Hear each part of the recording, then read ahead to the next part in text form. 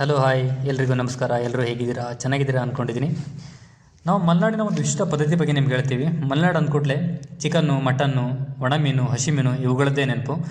ಇವುಗಳಿಲ್ಲದೆ ನಮ್ಮ ಜನ ಊಟ ಕೂಡ ಮಾಡಲ್ಲ. ಹಾಗೆ ಇಲ್ಲಿರುವಂಥ ಒಂದು ಪದ್ಧತಿ ಬಗ್ಗೆ ಹೇಳ್ತೀನಿ. ಮಲೆನಾಡಲ್ಲಿ ಹೆಚ್ಚಿನದಾಗಿ ಗದ್ದೆ ಅಥವಾ ಅಡಿಕೆ ಕೊನೆ ಕೊಯ್ಬೇಕಾದ್ರೆ ಹೆಚ್ಚಿನ ಜನರು ಏನು ಮಾಡ್ತಾರೆ, ಗದ್ದೆ ಅಥವಾ ತೋಟದ ಹತ್ತಿರ ಯಾವುದೋ ಒಂದು ಭೂತಪ್ಪ, ಯಾವುದೋ ಒಂದು ದೇವರಿರುತ್ತೆ.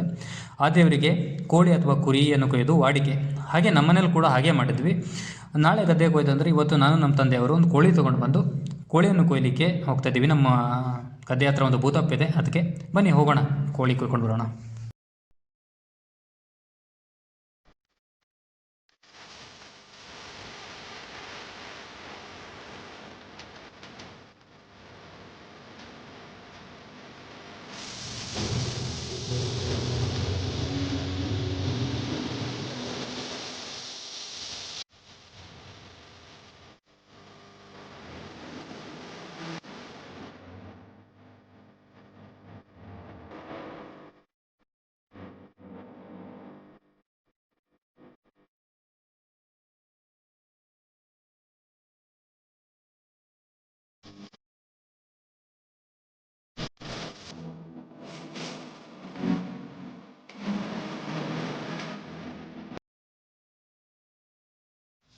ನೋಡಿ, ಇವಾಗ ನಾವು ಭೂತಪ್ಪ ಎಲ್ಲಿದೆ ಅಲ್ಲಿ ಬಂದ್ವಿ.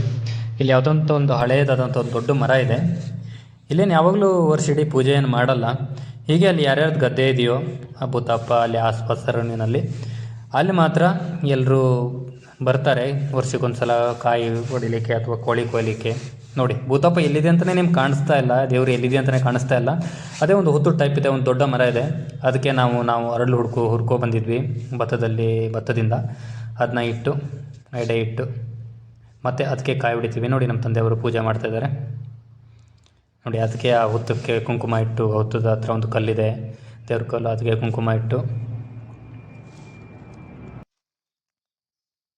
ಏನೇನು ತಂದಿದ್ವೋ ಎಡೆ ಎಲ್ಲ ಇಟ್ಟು ಪೂಜೆ ಮಾಡಿ ದೇವರಿಗೆ ಕೋಳಿಯನ್ನು ಕೊಯ್ಕೊಂಡು ಹೋದ್ವಿ. ಇದು ನಮ್ಮ ಮಲೆನಾಡಿನ ಒಂದು ವಿಶಿಷ್ಟ ಪದ್ಧತಿ. ಇದು ನಮ್ಮ ಭಾರತ ದೇಶ ಅಂದರೆ ಕರ್ನಾಟಕದಲ್ಲಿ ಮಾತ್ರ ಇಂಥ ಸಂಸ್ಕೃತಿಯನ್ನು ಕಾಣಲು ಸಾಧ್ಯ. ನೋಡಿ, ನಮ್ಮ ಎಷ್ಟು ಚಂದ ಅಲ್ವಾ ನಮ್ಮ ಮಲೆನಾಡಿನ ಸಂಸ್ಕೃತಿ ಅಂದರೆ, ಅದರಲ್ಲೂ ನಮ್ಮ ಕರ್ನಾಟಕದ ಸಂಸ್ಕೃತಿ ಎಷ್ಟು ಚೆನ್ನಾಗಿರುತ್ತೆ ಅಂದರೆ, ಏನೋ ಸರಿ ಆಗುತ್ತೋ ಇಲ್ಲ ಒಳ್ಳೆಯದಾಗುತ್ತೋ ಯಾರಿಗೂ ಗೊತ್ತಿಲ್ಲ. ಒಂದು ಹಿಂದಿನಿಂದ ನಮ್ಮ ಸಂಸ್ಕೃತಿ ನಡ್ಕೊಂಡು ಬಂದಿದೆ, ಅದನ್ನ ಮುಂದಿನ ಜನತೆ ಕೂಡ ಆಚರಿಸ್ಕೊಂಡು ಹೋಗ್ತಿದೆ. ಹಿಂದಿನ ಪೀಳಿಗೆಯಿಂದನೂ ಅದು ನಡೆದು ಬಂದಿದೆ.